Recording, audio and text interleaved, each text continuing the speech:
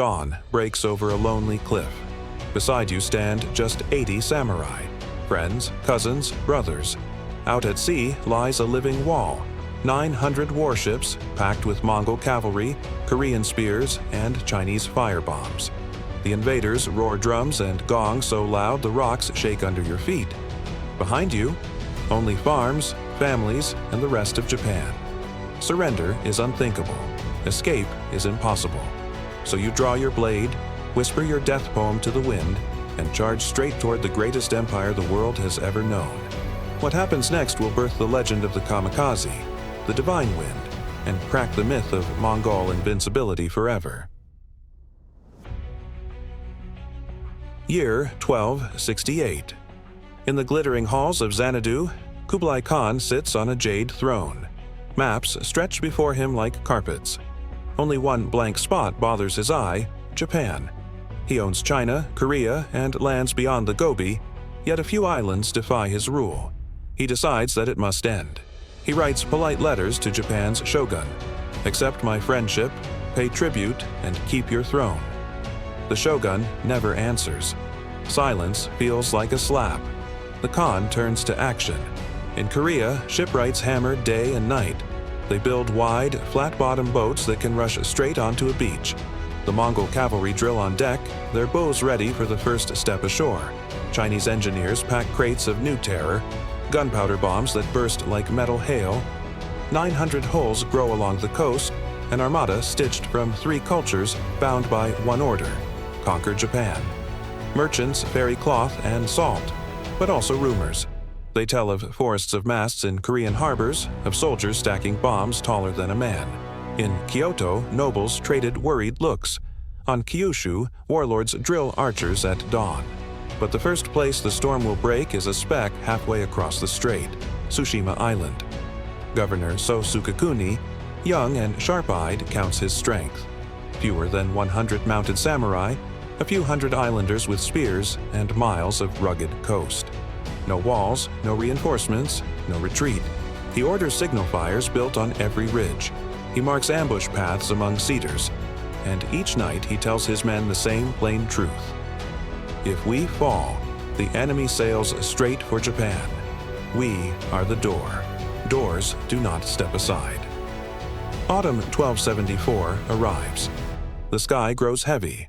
Over the horizon, black sails stir like a rising storm cloud. The Mongol Shadow stretches toward Tsushima, and the island refuses to blink.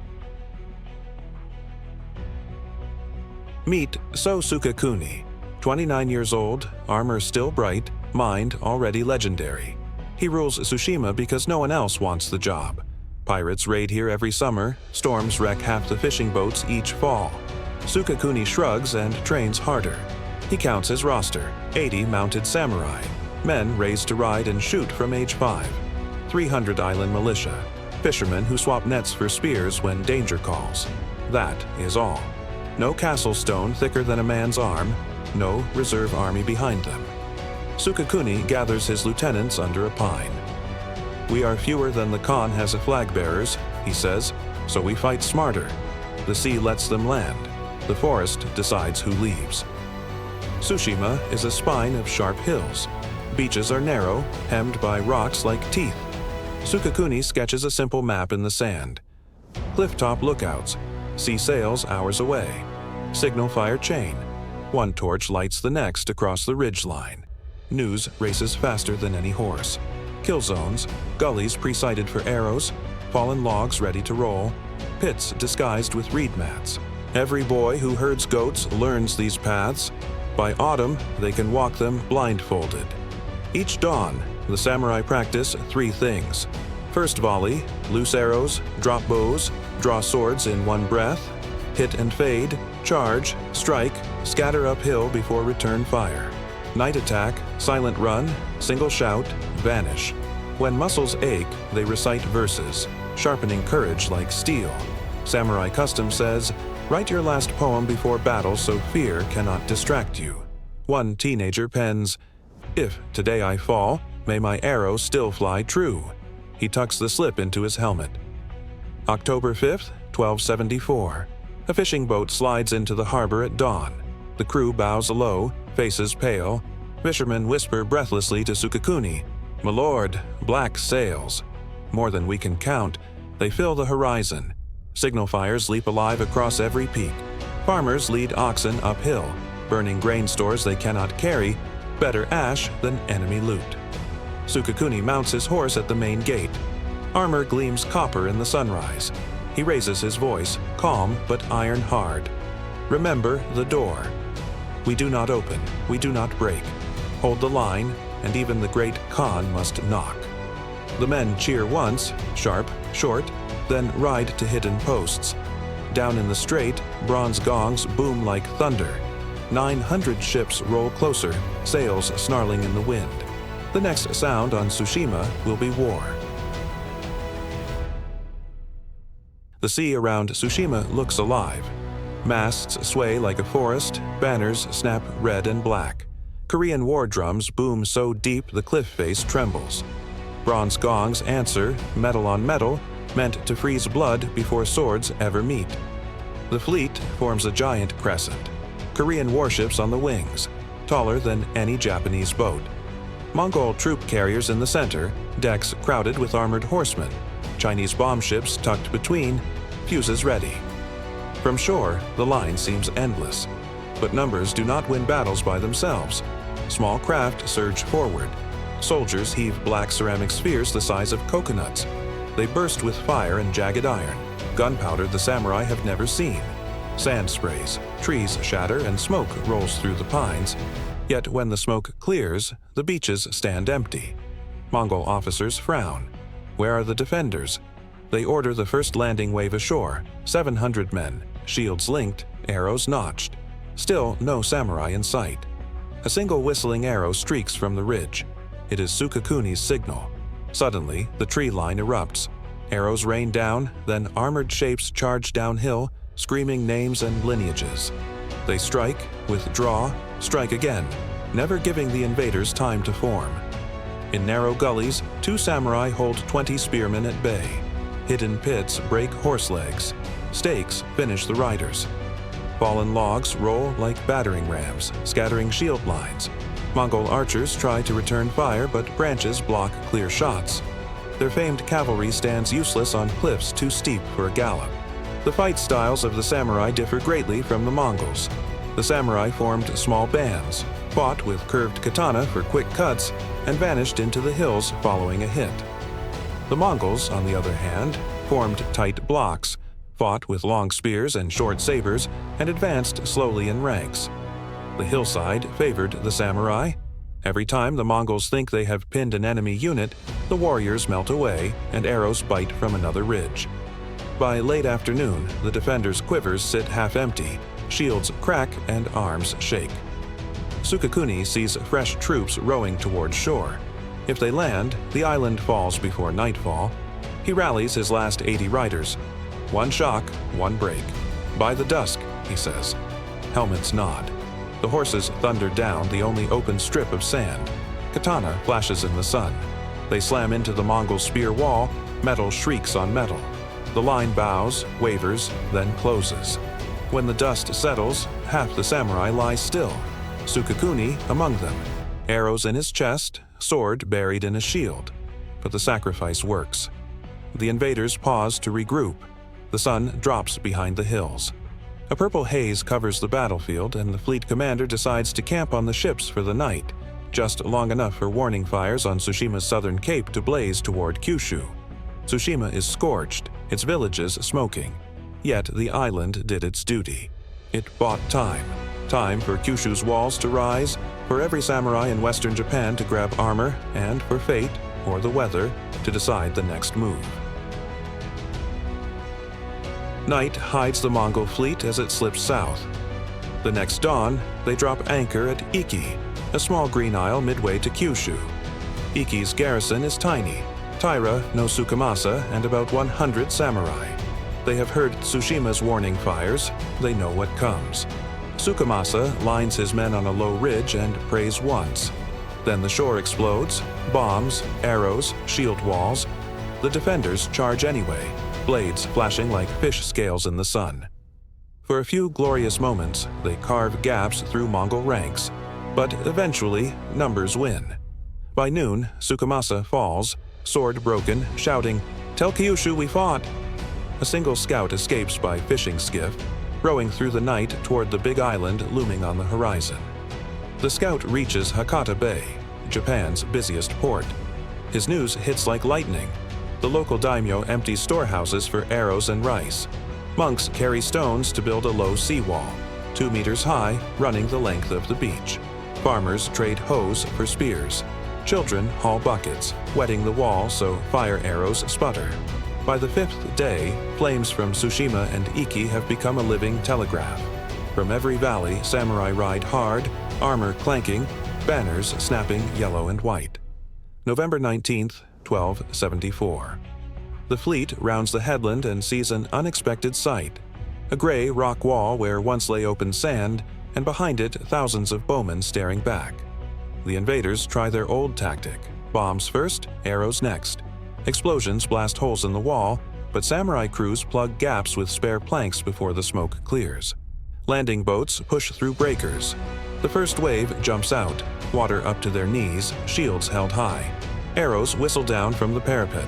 Spears jab through slots. Few reach dry ground. Samurai refuse to wait for morning. After sunset, they slide out in small boats, 6 warriors per hull, black lacquer armor dull against starlight. They board isolated transports, swing short swords in tight decks, hack rigging, and torch sails with pine pitch rags. Mongol armor, perfect for horseback, now feels heavy and slick on rolling planks. Many slip, splash, and vanish beneath the waves. When torches flare, other raider crews backpaddle into darkness. By dawn, at least 30 ships burn or lie on sandbars. Daylight brings another assault, but the wall still stands. Mongol officers confer. They lost horses at sea, arrows run thin, and winter winds grow strange, gusty, shifting. The commander orders the fleet to deeper water to regroup. Yet nature has its own plan. A low growl rolls from the southwest. Clouds stack tall and black. Sailors mutter the Korean word for typhoon. Night drops like a hammer. Rain slashes sideways. Waves climb higher than a 2-story house. Anchors drag. Ships spin like tops. Korean sailors cry to haul sails, but canvas rips loose and whips men overboard. Mongol horse stalls flood. Terrified animals kick holes through planks. Sparks from broken lanterns skid across wet decks. Small fires hiss out, flare, hiss again. The armada turns into a minefield. Vessels collide. Oak crunches. Masts fall like spears. One bomb ship overturns. Its barrels explode underwater, sending a geyser that lifts a troop carrier clear off its keel. Commanders shout orders no one hears. Drums drown in the wind. Flags rip away. The fleet has no eyes, no ears, only fear. On shore, samurai watch orange lanterns swing wild across the Black Sea. They see a pattern. When 2 ships lock holes, both crews cling to one side, blind to the other. So, clan survivors seize the chance. They board fishing skiffs, pull hard against the gale, slip alongside crippled giants. Lightning flashes, raiders leap, torch bundles hit tar-soaked ropes, flames race up rigging. Before Mongol guards can react, the samurai dive back into waves, carried shoreward by storm surge. Each burning mast becomes a beacon for the next strike. Gray dawn reveals horror. Hundreds of shattered hulls litter reefs and beaches. Horses float belly up. Shields bob like lilies. Survivors stagger ashore, only to meet spear lines waiting behind the Hakata wall. Rough counts speak louder than poems. Approximately 900 ships set sail from Korea. After the storm, barely 2/3 stay afloat. Thousands of soldiers vanish, swallowed by the sea. The Mongol high commander orders a retreat. What men and ships remain limp back across the strait, sails torn, pride worse. Japan calls the storm Kamikaze, the divine wind. The Mongol record blames bad weather. Either way, the empire that never lost has met a power it cannot tame. A wall, a people, and the roaring sky itself. Kyushu does not celebrate long. The shogun orders a seawall of cut stone, 2 meters high, 20 kilometers wide, hugging Hakata Bay. Villagers haul rocks for seasons. Archers drill behind the rampart every new moon. Japan vows, next time, no enemy sets foot on our sand. In far-off Khanbalik, Kublai rages. He taxes China, Korea, even distant Persia to build a second armada, twice the size, thousands of ships. He calls for new bombs, more horses, better sails. His advisors whisper about cost. He waves them silent. Shame itches worse than any wound. 7 years later, in 1281, that megafleet sails and meets a storm greater still. Another kamikaze. Another shattered dream. The UN treasury bleeds dry. Rebellions spark. The Mongol tide finally stops. Back in Japan, bards sing of Sō Sukekuni and the 80 of Tsushima.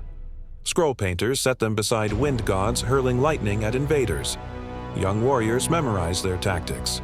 Hit and fade, terrain over numbers, courage over fear. Centuries pass, guns replace swords, and ships trade wind for steam. But the lesson of Tsushima stays clear. Prepare, adapt, stand together, and even a small door can hold back a giant. Because sometimes the strongest fortress is not stone or steel, but the unbreakable will of the people behind it.